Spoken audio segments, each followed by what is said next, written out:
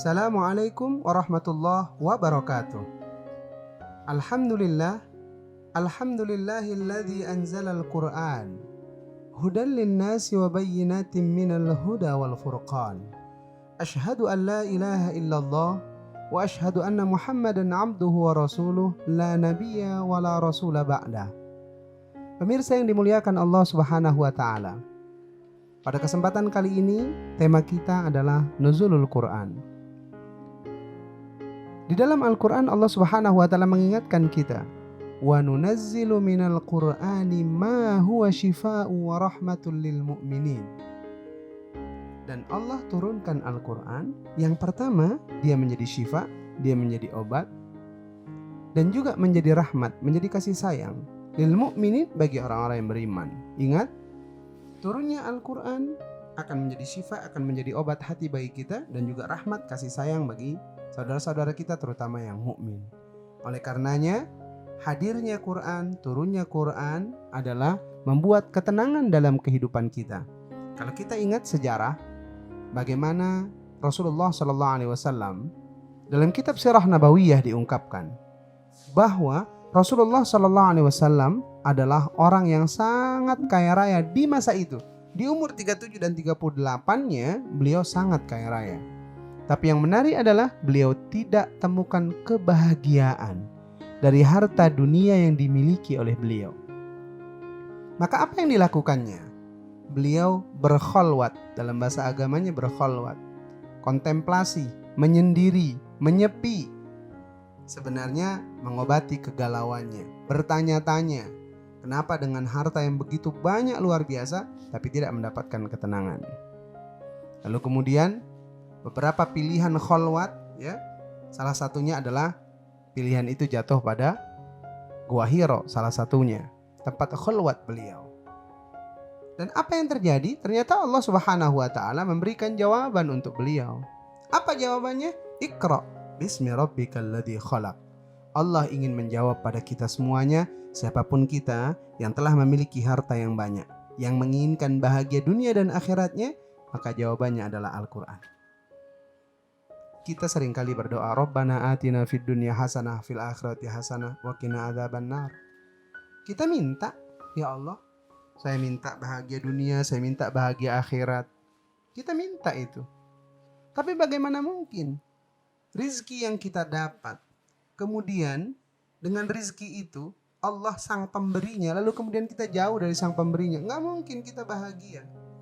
Belajar dari itu kemudian, ya, mengingatkan kita, siapapun yang ingin tenang, hartanya berkah, jangan jauh-jauh dari Quran. Itu yang dilakukan dalam kehidupan Rasulullah. Bukankah sudah diingatkan dalam Quran? Laqad kana lakum fi Rasulillahi uswatun hasanah. Beliau adalah suri tauladan bagi kita umat Islam terutama. Ingat, seorang sahabat pernah bertanya pada istri tercintanya, Aisyah. Ya Aisyah, kaifa khuluqur Rasul? Ditanya beliau, bagaimana akhlaknya Rasulullah? Aisyah menjawab, akhlak beliau adalah Al-Quran. Karena khuluqul Quran, subhanallah, luar biasa. Maka kita jangan pernah ragu terhadap kebenaran Al-Quran, teori-teori yang ada dalam Quran.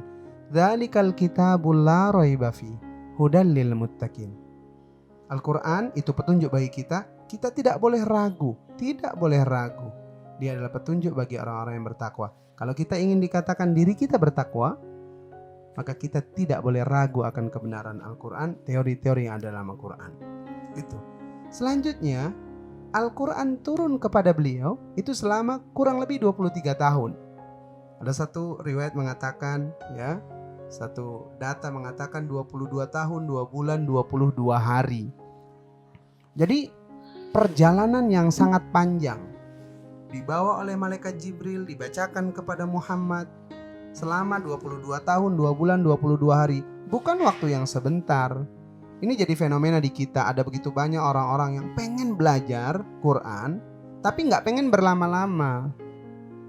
Pengennya cepat bisa dan lain-lain. Maka kemudian adalah teori 4 jam bisa baca Quran, 6 jam, 8 jam. Dibuatlah teori itu, ya. Tapi tentu kemudian kalau kita mau belajar dari bagaimana Rasulullah SAW tentang belajar Quran ternyata waktunya lama. Jadi maksudnya jangan sampai kemudian kita bosan belajar Quran. Jangan. Karena belajar Quran ya sedikit demi sedikit terus kita kaji Al-Quran. Kita kaji Al-Quran karena kita ingin damai, kita ingin tenang, kita ingin rahmat, kita ingin berkah dari Allah Subhanahu wa taala. Ingat tadi dikatakan Quran turun dia menjadi syifa, dia menjadi obat. Quran turun dia menjadi rahmat. Maka orang-orang yang semakin ngaji, semakin mengkaji, harusnya dia lebih baik, harusnya dia lebih bijaksana, harusnya dia lebih sabar, harusnya dia lebih merangkul saudaranya, bukan memukul. Hadirin yang dimuliakan Allah Subhanahu wa taala, Quran juga mengingatkan kepada kita satu teori yang luar biasa dalam kehidupan kita. Melalui nuzul Quran ini kita belajar, ternyata Allah sudah berikan teori kehidupannya. Apa teorinya? La yukallifullahu nafsan illa wus'aha. Allah tidak akan memberikan beban yang berat kecuali kita sanggup untuk memikulnya.